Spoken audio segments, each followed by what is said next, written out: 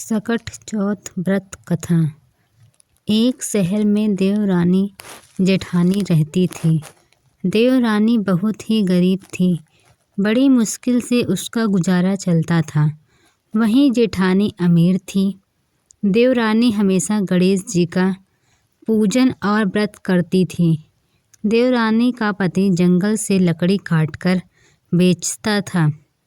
देवरानी घर का खर्च चलाने के लिए जेठानी के घर काम करती थी और शाम को जो भी बचा हुआ खाना होता था वह जेठानी उसे दे देती थी। इसी तरह उसके घर का खर्च चल रहा था।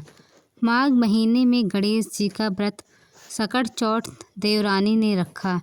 उसके पास पैसे नहीं थे, इसलिए उसने तिल व गुड़ लाकर तिलकुट्टा बनाया। पूजा करके तिल चौथ की कथा सुनी और जेठानी के यहाँ काम करने चली गई। सोचा शाम को चंद्र को अर्घ देकर जेठानी के यहाँ से कुछ खाना मिलेगा तो खा लेगी। शाम को जब जेठानी के घर खाना बनाई तो उसके जेठानी का व्रत होने के कारण सभी ने खाना खाने से मना कर दिया। अब देवरानी ने जेठानी से बोला, आप मुझे खाना दे दो जिससे मैं घर जाऊं। इस पर जेठानी ने कहा कि आज तो किसी ने भी अभी तक खाना नहीं खाया, तुम्हें कैसे दे दूं? तुम सवेरे ही बचा हुआ खाना ले जाना। ऐसे में देवरानी बहुत दुखी हुई और भूखी ही घर चली गई। बच्चे भी घर पर भूखे थे। देवरानी का पति और बच्चे सब आस लगाए बैठे थे कि आज तो त्योहार है, इसलिए कुछ पकवान आदि खाने को मिलेगा। लेकिन जब बच्चों को पता चला कि आज तो रोटी भी नहीं मिलेगा तो बच्चे रोने लगे। उसका पति भी बहुत क्रोधित हो गया और कहने लगा कि दिन भर काम करने के बाद भी वह 2 रोटियां ला नहीं सकती। देवरानी बेचारी गणेश भगवान को याद करती हुई रोते रोते पानी पीकर सो गई। उस दिन सकट माता बुढ़िया का रूप धारण करके देवरानी के सपने में आई। सपने में उन्होंने देवरानी से पूछा कि सो रही है या जाग रही है। वह बोली, कुछ सो रहे हैं, कुछ जाग रहे हैं। बुढ़िया माई ने कहा, भूख लगी है, कुछ खाने के लिए दे। इस पर देवरानी ने कहा कि क्या दूं, मेरे घर में अन्न का एक दाना भी नहीं है। जेठानी बचा हुआ खाना देती थी, आज वो भी नहीं मिला। पूजा का बचा हुआ तिलकुट्टा छीके में पड़ा है, वही खा लो। सकट माता ने तिलकुट्टा खाया और उसके बाद कहने लगी, निमटाई लगी है। इस पर देवरानी ने कहा, बुढ़िया माई बाहर कहाँ जाओगी, कोई जानवर काट लेगा। यह खाली झोपड़ी है, आप कहीं भी जा सकती हो, जहाँ इच्छा हो वहाँ निमट लो। इसके बाद सकट माता बोली कि अब कहाँ पोंछूं? तो इस पर देवरानी ने कहा कि मेरी साड़ी में पोंछ लो। देवरानी जब सुबह उठी तो यह देखकर हैरान रह गई कि पूरा घर हीरो और मोतियों से जगमगा उठा था। उस दिन देवरानी जेठानी के घर काम करने नहीं गई।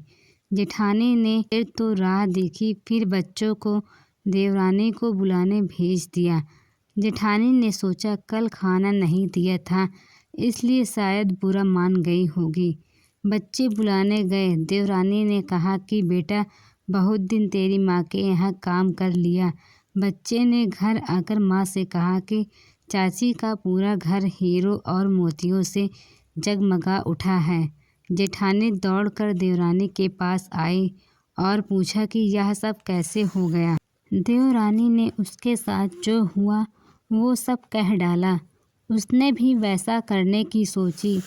उसने भी सकट चौथ के दिन तिलकुट्टा बनाया।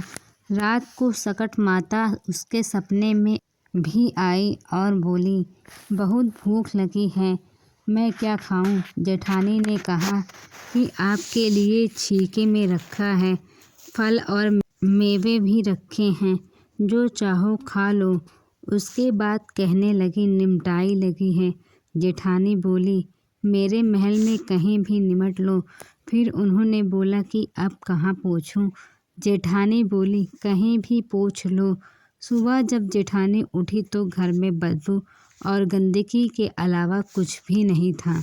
जेठानी ने सफाई करने की बहुत कोशिश की, परंतु गंदगी और फैलती गई। जेठानी के पति को जब यह मालूम चला तो वह बहुत नाराज हुआ और बोला, तेरे पास सब कुछ था, फिर भी तेरा मन नहीं भरा। देख, यह तेरे लालच का ही नतीजा है। परेशान होकर जेठानी गणेश जी महाराज से विनती करने लगी और माफ़ी मांगने लगी। गणेश जी महाराज बोले, देवरानी से जलने से और धन के लोभ से तुमने जो किया यह उसका नतीजा है। इस प्रकार जेठानी को सबक सिखाते हुए गणेश भगवान ने अपनी माया समेट ली। गणेश जी महाराज, जैसे आपने देवरानी पर कृपा की वैसे सब पर करना। कहानी कहने वाले, सुनने वाले और हुंकारे भरने वाले सब पर कृपा करना। जेठानी को जैसे सजा दी वैसी किसी को ना देना। बोलो सकट चौथ माता की जय। बोलो गणेश भगवान की जय।